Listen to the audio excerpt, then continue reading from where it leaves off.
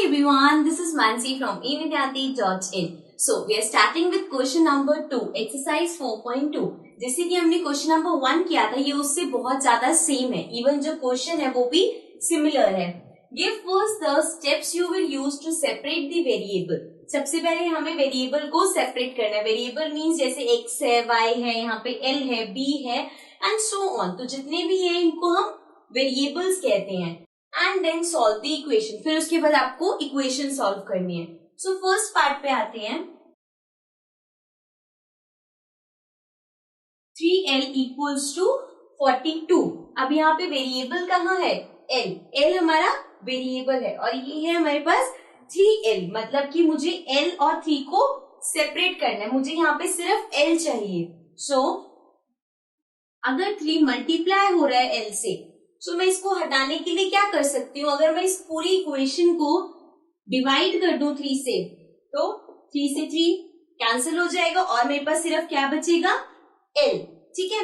लेकिन हमें याद रखना है कि अगर मैं इस इक्वेशन को, इस साइड को 3 से डिवाइड कर रही हूँ, तो मुझे राइट हैंड साइड को भी 3 से डिवाइड करना पड़ेगा. बिकॉज आप कुछ भी कर रहे हो और अगर वो इक्वेशन फॉर्म में है तो सिर्फ एक साइड पे अप्लाई नहीं होगा, आपको वो दोनों साइड पे करना पड़ेगा. फाइन. सो पहले इसमें स्टेप लिखना है. So we'll write divide both sides of the equation. पूरा लिख सकते हो आप.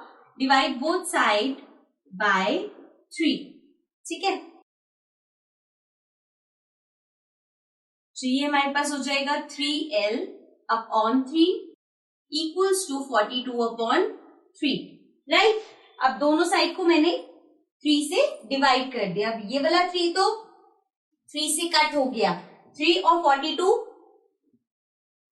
42 बचे. अब यहाँ पे देखते हैं हम 3 के टेबल में 42 कर सकते हैं. सो इसको हम ऐड करते हैं. 4 + 2 इज 6. 6 3 के टेबल में आता है. सो मीन्स ये भी कट हो सकता है. सो इफ यू वांट तो आप डायरेक्ट कट कर सकते हो, अदरवाइज आप पूरा उसको डिवाइड करके भी चेक कर सकते हो. Fine.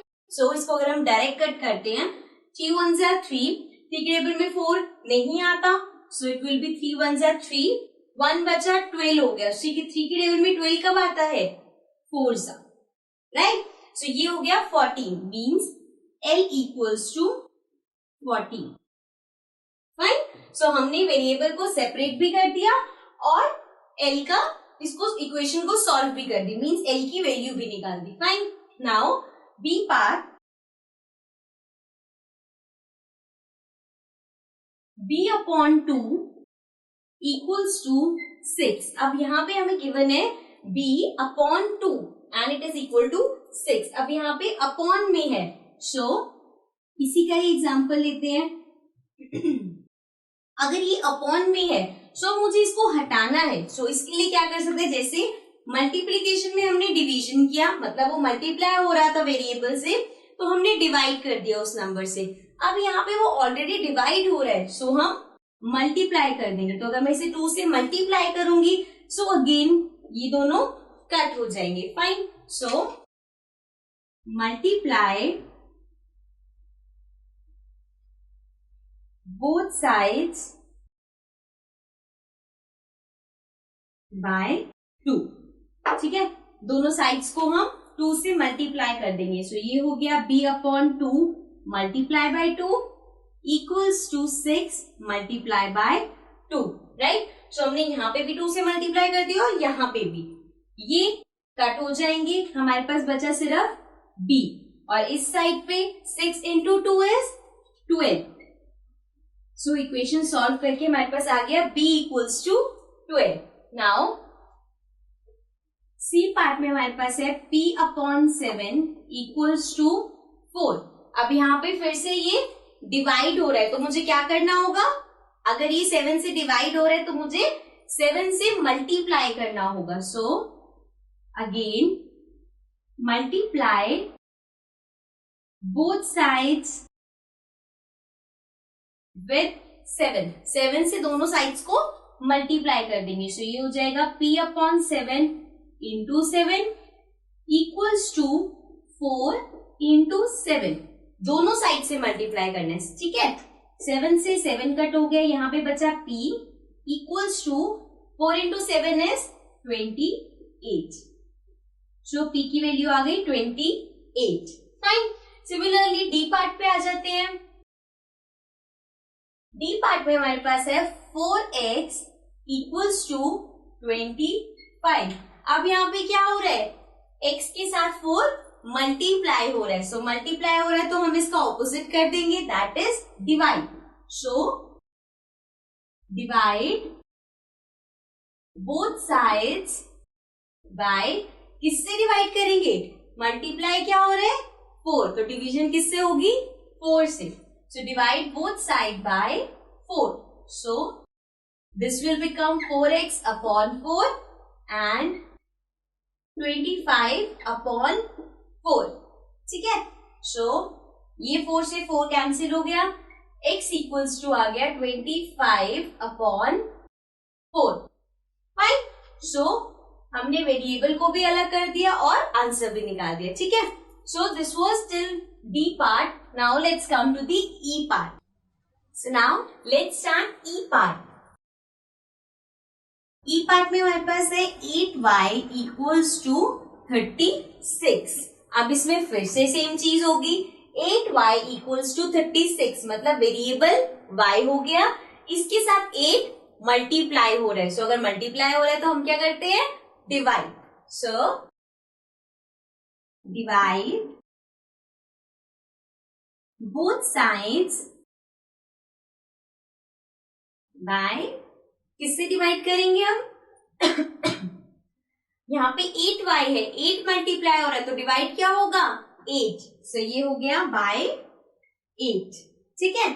So 8y upon 8 equals to 36 upon 8. ठीक है. अब 8 से 8 कैंसिल आउट हो जाएगा, राइट. अब इसको भी हम कट कर सकते हैं. सो लेट्स स्टार्ट, इसको हम 2 से कट करना स्टार्ट करते हैं. So this will be 4 and ये 2 के टेबल में आएगा 1 एंड 16 18, राइट. अगेन 2 से कर सकते हैं हम. ये आ गया 2 और ये आ गया 9. सो हमें क्या मिल गया, y इक्वल्स टू 9 अपॉन 2, क्योंकि अभी फर्दर आगे कट नहीं हो सकता. सो हमने वेरिएबल भी अलग कर दिया और इक्वेशन भी सॉल्व कर दी, राइट. सो अब आ जाते हैं एफ पार्ट पे. एफ पार्ट में है z upon 3 equals to 5 upon 4. अब यहाँ पे जो हमारा वेरिएबल है z के साथ है अपॉन में 3. सो अब इसको कैसे हटाएंगे, इसको हटाने के लिए हम मल्टीप्लाई करेंगे. So again multiply both sides करना बहुत जरूरी है. अगर सिर्फ एक साइड पे करके उसको रिमूव कर दोगे तो वो गलत होगा. Multiply both side by 3. ठीक है. So z upon 3 multiply by 3 हो जाएगा and 5 upon 4 multiply by 3 again. So 3 से 3 cancel, z equals to 5 into 3. अभी कट तो सकता नहीं, 4 और 5 भी नहीं और 4 और 3 भी नहीं. सो मल्टीप्लाई कर देंगे 5 इंटू 3 15 अपॉन 4. ठीक है. सो वेरिएबल भी अलग हो गया, यहाँ पे सिर्फ z बचा है और इक्वेशन भी सॉल्व हो गई. सो नेक्स्ट पार्ट पे आते हैं. जी पार्ट में है a अपॉन 5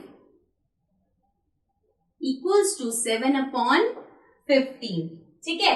सेम चीज है, डिवाइड हो रहा है 5. सो अब किसको कैसे हटाएंगे, मल्टीप्लाई करके. So again multiply both the sides, इससे करेंगे बाय 5 से. सो ये हो गया a अपॉन 5 मल्टीप्लाई बाय 5 और ये हो गया 7 अपॉन 15 मल्टीप्लाई बाय 5. सो ये 5 से 5 कैंसिल, दिस विल बी 1 जा 3 जा. ठीक है. सो ये हो गया a इक्वल्स टू 7 अपॉन 3.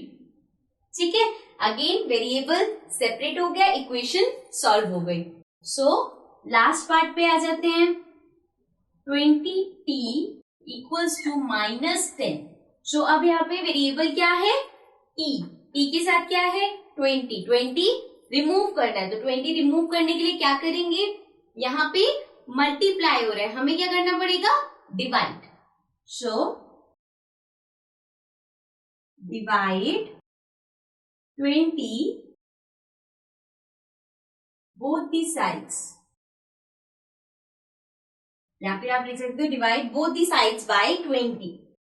तो ये हो गया 20 t upon 20 equals to -10 divided by 20. ठीक है, तो ये 20 से ये 20 कैंसिल हो गया, t इक्वल्स टू आ जाएगा 0 से 0 कैंसिल कर सकते हैं, तो ये हो गया -1 upon 2. So t equals to -1 upon 2. Fine. So this was question number 2. I know ये सारे पार्ट सेम है, बट सब प्रैक्टिस करना बहुत जरूरी है. मैथ्स में जितनी प्रैक्टिस करोगे उतना अच्छा है. Fine. So let's come to question number 3.